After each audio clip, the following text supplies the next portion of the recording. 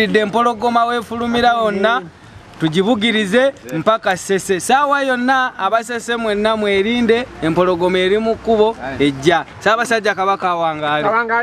Abagoba ba boda boda abeegattira mu kibiina kya Kabaka Mwenyango bakedde kunirira Ssabasajja kabaka ono mwenda mutubi okubiri okumuwerekera nga yolekereza lye eri Ssese. Ndi mweteefuteefu nnyo okusaabaza Ssabasajja kabaka ogenda okulambula essaza lye era agenda mu lutabaalo ewava ddamula ly'abajjajjaabe bye baakwatanga era alina okutulamula ng'asinzidde ebukojja ebujjajja eyo yennyini Ssese. Ssabasajja kabaka awangaale. Mu ssaza lino kabaka gye yasiimye okuwuliza amatikira ge ag'omulundi 2022 bukyanga atusibwa ku Namulondo.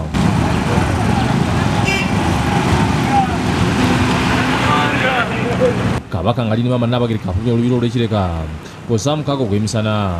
Abatuuze n'abodaboda bamubiddeko nga bawera obutamutirira.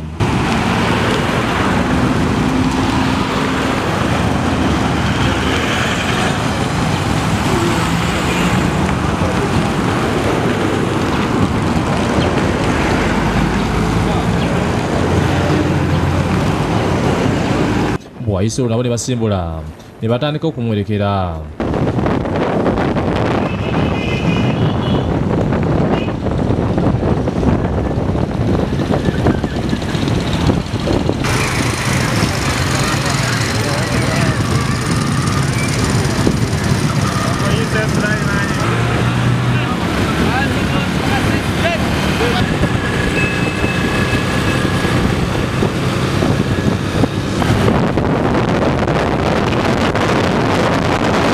Ayise mu kibuga ky'ekireka n'akwata ku luguudo olulanda bypass oneegatta ku luguudo e Masaka bw'atyo n'ayorekera ebizinga eby'e Ssese.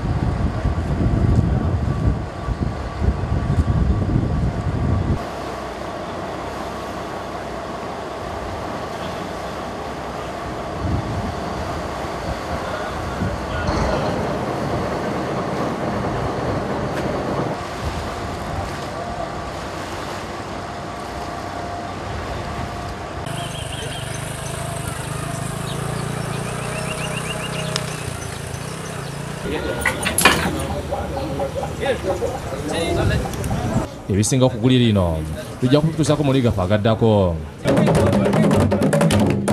Mutebi Sulaiman Sennawulya baagala Ntunula Dikakooza be bakusakidde eggulu eno ku lwa Bukedde TV.